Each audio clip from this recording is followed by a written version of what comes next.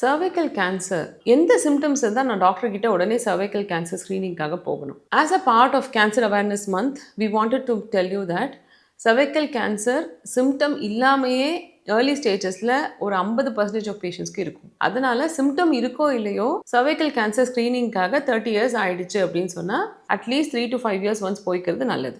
சரி, ஓகே. இப்போ எந்த symptom இருந்தா கட்டாயம் டாக்டர் கிட்ட போகணும்? In between menses அடிக்கடி ஸ்பாட்டிங் இருக்கு. இன்டர்கோர்ஸ் இருந்ததுக்கப்புறம் ஸ்பாட்டிங் இருக்குது. ஃபவுல் ஸ்மெல்லிங்காக ரொம்ப ஸ்மெல் அடித்து டிஸ்சார்ஜ் வருது.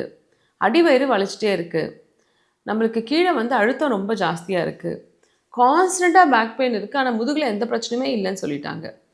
யூரின் போகும்போது எரிஞ்சிட்டே இருக்குது. ரொம்ப வலிச்சு யூரின் போகுது. ஸோ சம்டைம்ஸ் யூரின் போகும்போது பிளட் ஸ்டெயின்டாக யூரின் போகுதுன்னு கூட கம்ப்ளைண்ட் சொன்னது உண்டு. அதனால் இந்த மாதிரி கம்ப்ளைண்ட்ஸ் இருந்ததுன்னா டாக்டர்கிட்ட போய் செக் பண்ணிக்கிறது நல்லது. இந்த கம்ப்ளைண்ட்ஸ் இருந்தத உடனே எனக்கு cervical கேன்சர் தான் வந்துருச்சுன்னு நினச்சி பயப்படாதீங்க. இதெல்லாம் ஒரு அறிகுறியாக இருக்கலாம் அப்படின்றது தான் சொல்கிறோம்.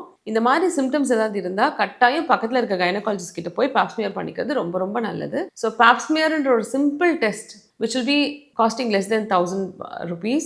இந்த டெஸ்ட் பண்ணாலே உங்களுக்கு ஃபுல்லாக என்ன பிரச்சனை இருக்குது அப்படின்றதுல சர்விக்ஸில் ஏதாவது கேன்சருக்கான அறிகுறி இருக்கான்றதை தெரிஞ்சு போயிடும். cervical கேன்சருக்கான சிம்டம்ஸ் பற்றி தெரிஞ்சுக்கிட்டீங்க. இதில் ஏதாவது உங்களுக்கு இருந்தால் அப்ரோச் யுவர் கைனகாலஜிஸ்ட்.